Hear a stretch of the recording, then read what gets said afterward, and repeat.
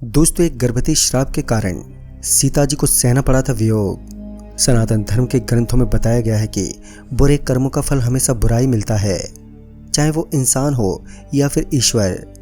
जी हाँ दोस्तों, इस कथा के अनुसार माता सीता को एक तोते का सांप मिला था, जिसकी वजह से उनको भगवान राम से अलग रहना पड़ा। राम वध के बाद माता सीता के साथ भगवान राम की अयोध्या में वापसी हुई और फिर एक धोबी की वजह से माता सीता को अलग रहना पड़ा। आखिर कौन था ये धोबी और सीता जी को कौन सा श्राप लगा था, ये जानने के लिए वीडियो को अंत तक और ध्यान से देखें।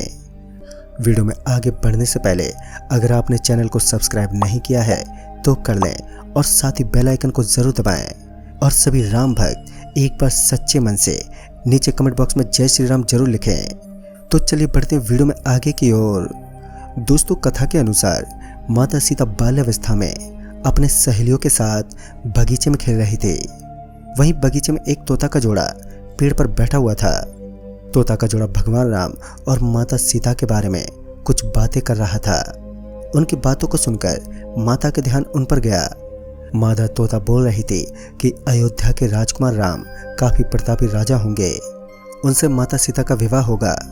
तोते के मुख से पति का नाम सुनकर माता सीता अचंभित हो गईं।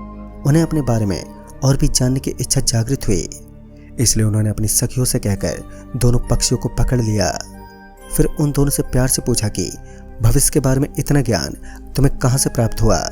तब पक्षियों ने बताया कि इससे पहले वो महर्षि वाल्मीकि के आश्रम में रहते थे, जहाँ पर हर रोज राम और सीता के जीवन के बारे में बताया जाता है, इसलिए उनको दोनों के बारे में हर चीज याद हो गई।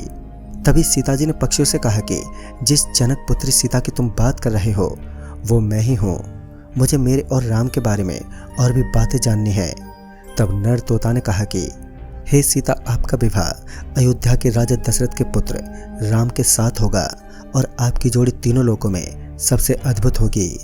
सीता जी सवाल पूछते रहे और दोनों तोता जवाब देते रहे।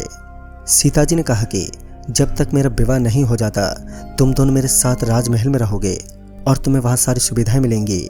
सीता जी की बात सुनकर तोता का जोड़ा एकदम से घबरा गया। तब नर तोता ने कहा कि हे जनक पुत्री, हम गगन के पंछी हैं, इसलिए पिंजरे में बंद रहकर हम जीवित नहीं रह सकते, इसलिए हमको आज़ाद कर दीजिए। तोते ने इसके लिए माता सीता से बहुत याचना की। तब सीता ने नर तोते को छोड़ दिया, लेकिन मादा तोता को नहीं छोड़ा और ये कहा कि ये मेरे साथ रहेगी। तभी नर तोता ने कहा कि मेरी पत्नी गर्भवती है, इसलिए ऐसे समय पर उनको जाने दें। लेकिन सीता जी ने उसकी एक न सुनी। इस पर मादा तोता को बहुत गुस्सा आया और श्राप दिया कि जिस तरह तुमने गर्भ अवस्था में मेरे पति से मुझको अलग कर दिया है, वैसे ही गर्भ अवस्था के दौरान तुमको भी पति वियोग सहना पड़ेगा। दोस्तों, इतना कहते ही मादा तोता ने अपने प्राण त्याग दिए थे। तभी मादा तोता के प्राण त्यागने के कुछ समय बाद नर तोता के पत्नी वियोग में प्राण चले गए। इससे माता सीता को बहुत दुख हुआ, लेकिन तब तक बहुत देर हो चुकी थी। बताया जाता है कि अगले जन्म में वही तोता एक धोबी था, जिसने माता सीता के चरित्र पर उंगली उठाई थी, जिसके बाद भगवान राम ने सीता को गर्भावस्था के दौरान त्याग दिया था। तब माता सीता महर्षि वाल्मीकि के आश्रम पहुंची और वहां उन्होंने लव कुश को जन्म दिया।